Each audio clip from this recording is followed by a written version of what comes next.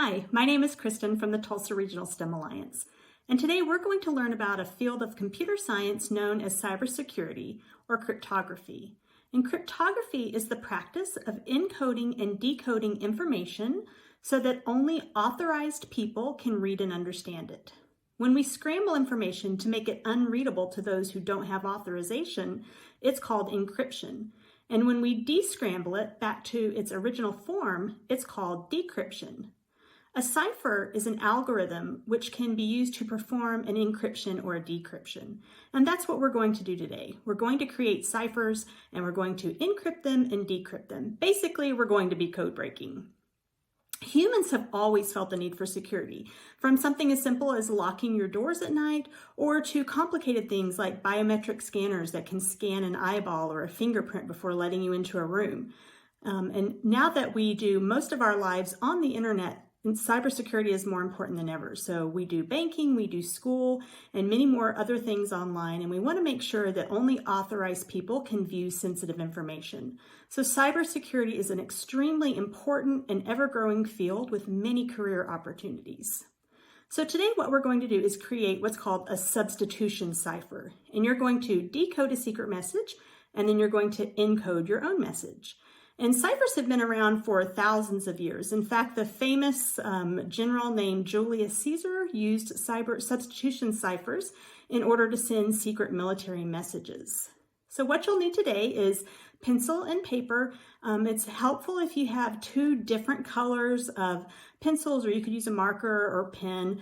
You don't have to have two different colors, but it's very helpful if you do. You'll need some scissors. You will need a cipher wheel template that looks like this. You can make your own, or you can actually print your own out. This activity is adapted from an activity that can be found in Hour of Code on code.org's website, and it was developed by Code High School. So they have these templates available online. If you visit codehighschool.com/HOC_cipher. You'll also need a brass fastener. Sometimes they're called brads. If you don't have one of these, that's okay. You can also just take a paper clip and you can bend it, and you can use that just as well. So in a substitution cipher, each letter of the plain text or the message that you want to encrypt is substituted by another letter called the ciphertext. So the ciphertext is the coded message. So I'll show you how to make this in a minute, but you'll have this cipher wheel, and in the cipher wheel, the outside letters is the plain text. That's what the original message is. And the inside letters are going to be the ciphertext. That's what we're going to encrypt it with. So in a substitution cipher, you simply replace one letter with another letter. So in this instance, we might make a wheel shift of 3. So I have just shifted over the inside wheel 3 spaces, and now my A becomes a C, my B becomes a D, and so on. Okay, so that's basically a substitution cipher. So what you're going to do is first you're going to want to cut out your cipher wheels. On the larger wheel, on the outside, you're going to write all the letters of the alphabet in order.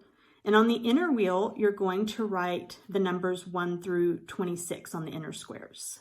Okay, these will be the plain text characters. So this is going to be the message that you would be able to read just naturally. Okay. On the smaller circle, you're going to again write the letters of the alphabet in order. And this is where it's helpful if you write it in another color. It just kind of helps you keep the plain text and the cipher text separate, but you don't have a separate color, that's okay, don't worry about it. Okay, so again, the larger wheel is your plain text, and the smaller wheel will be your cipher text. Okay, after you get those written, you're going to take a pen, or you can even do it with just a pencil point or a pen point or a straight pen, and you're just going to poke a little hole right in the center of your wheel, of each wheel, And then you're going to make sure that they line up. You want to make sure that one square lines up with the next square. And then you're going to affix your brad, or you can put a paper clip through it as well to hold it in place. Okay, so now we have our cipher wheel. And so now it's time to practice breaking a code. You ready? All right, so I have a simple code here. You ready? All right, so I have a simple code here written on this board, and we have to break it. So the important thing to know in code breaking is you need to know what the wheel is set at, okay? That's the important part. And in this instance, I wrote down 19. We don't want to forget that. So in this instance, we're going to take our cipher wheel. We're going to start it out at where A is lined up with A. So here we go. You can see that my outer wheel and my inner wheel are both lined up at A, and we're going to do a 19 shift. So I'm going to count over 19. So here we go. 1, 2, 3, 4, 5, 6, 7, 8, 9, 10, 11, 12, 13, 14, 15, 16, 17, 18, 19. All right, now it's kind of important that you want to hold this firmly so that it doesn't get out of place. But now you can see that in my original code, in my original message, an A has now been encoded to represent a T. So now we've got our secret message, and we're going to use this to decode. And I apologize for the glare on here. So starting out, our secret message has a V. So I'm going to look at the inside wheel, and I'm going to find a V, and I see that V matches C. So I'm going to write a C. So every time in my secret message, when I see a V, it's actually going to be a C. The next letter is H. So here we go. I found H on my encrypted section. Remember, that's called a ciphertext. So the ciphertext is H, and the outer wheel shows me that it is really an O. And looking at my message, I actually see that I have some more V's and H's in my message, so I can go ahead, I know what those are, I can go ahead and fill that in. I know that anytime I see a V in this message, it's going to be a C, and anytime I see an H, it's going to be an O. So I'm going to go ahead and fill those in right now. All right, next is a W, and if I turn my wheel and find the W on the ciphertext, I see that it matches with a D on the plain text. And again, I'm going to look for X on the ciphertext, and X matches up with E on the plain text. Oh, so my first word in my secret message is code. If we keep going, B on ciphertext matches up with an I. L on ciphertext matches S on plain text. And finally, one more letter, E on my ciphertext matches up with L on my plain text. So we just decoded the message, and the message is code is cool. All right, so now that you know how to decode, now I'm going to show you how you can code your own secret message, or encode, or remember we called that encryption.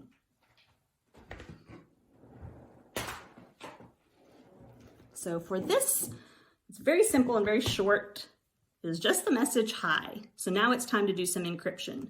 So remember I told you at the beginning that it's very important that you know, and whoever's receiving your message has to know what the wheel shift is going to be. So I'm going to go ahead and put our cipher wheel back to the beginning so that A matches A, and we're going to do just let's just choose 3. So we're going to start out with a shift of 3. So I start out with A on A, and I shift it over 3. So 1, 2, 3. And now A in plain text becomes a D in ciphertext. So if I wanted to code the secret message to send it to my friend, I would look and say on plain text, H now becomes a K. And I, on plain text, now becomes an L. And remember, it's important that you kind of hold this snugly so that they don't get mixed up. All right. Now, if I change the wheel setting, is it going to change the message, the coded message? Let's see. Let's say this time I'm going to change it to a 5. All right, so set my wheel back to the beginning, and now I'm going to do a 5 shift. So 1, 2, 3, 4, 5. And now an A becomes an F in the substitution cipher. So if I want to encode the word hi using a shift of 5, in plain text, the H now becomes an M in ciphertext. And the I now becomes an N.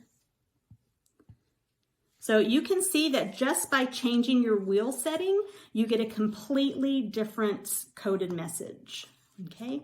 So once you've gotten the hang of this, you can create your own messages. You could even use it to create secure passwords. If you're using it to create a password, you just want to make sure that you always remember what the wheel setting was. So as you're working on your own messages, I want you to think about these questions. How easy is it for someone who intercepts a secret message to decode it using this cipher method that I just showed you? Is there a way to make it even harder to figure out? What methods of encryption are you already familiar with, or do you have ideas for new encryption methods? For instance, if we added a third wheel to this, could that make it even more difficult to encode? One of the most famous encryption devices of all time was called the Enigma machine. And it was used during World War II by Nazi Germany to encode messages. And it took the Allied forces, including the United States, years to figure out how to break the code. And it ultimately helped win the war and saved countless lives. And I mentioned that this was adapted by an activity by Code High School and Code.org. And you can visit Code.org to find lots more information about cybersecurity and cracking. They have a whole unit on cracking the code. Or you can also visit the local library. They've got some great books about coding and encryption and cybersecurity. This one is called Code Girls, and it's all about women during World War II who helped break codes and help us win the war. And they also have this wonderful book that talks about Navajo code talkers. And during many of the past conflicts we had native peoples who were able to use their native languages to help with cybersecurity and help decode and encode messages. So they were very important to our national security. Thanks for joining me today. You can find more STEM in a Bag activities at tulsastem.org. Hi, it's Kristen again. In our last video, we talked about creating a substitution cipher using a simple cipher wheel that you would substitute one letter with another letter to create coded messages and decode messages. And in that video, I told you that when you're creating your wheel to add numbers to the inside of your plain text wheel, but we didn't talk about what to do with those numbers. So here's a couple of ideas of what you can do with that. So when you're setting your wheel, in the first video, we talked about just doing a simple shift and saying that I'm going to shift over, for example, 3, 1, 2, 3, so that A now becomes D. But what you could do instead is to actually give somebody a coded number and letter. So I could say that we're going to set our wheel to Z5. And in that case, I line up the Z on my small wheel or my cipher text wheel with the 5 on my big wheel. So in that case, the wheel setting is set at Z5,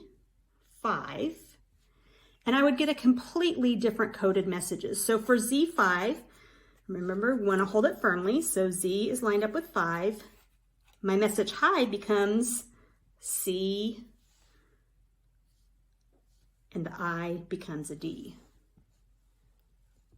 So by using those numbers, that's just another way to make your code a little bit harder to decode. There's other things you can do as well. Instead of putting numbers 1 through 26 on your inner wheel, you could also just put numbers 1 through 0, as I've done here. And you could put things like symbols that you might need. So as you're writing a more complicated code, perhaps you said there was a shift of 3, like we've talked about before. And I'll go ahead and do that. But maybe my code needs to have some numbers. Perhaps I'm giving some directions where they need like a combination lock. And in that case, I would have to tell them that the H, instead of lining up with E, actually represents a number, 5. So there's lots of different things you can do with your cipher wheel. And the more complicated it is, the harder that it is to crack.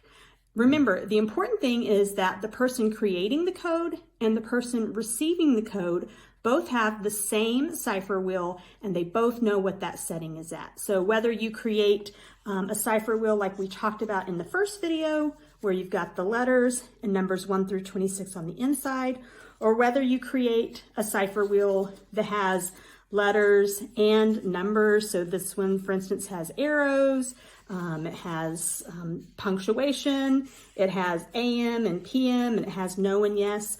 Regardless of what kind of wheel that you create, you just need to make sure that both parties, the creator of the code and the receiver of the code, both have the same wheel and they both know what the setting is for the wheel. Thanks for joining us. Have a great day.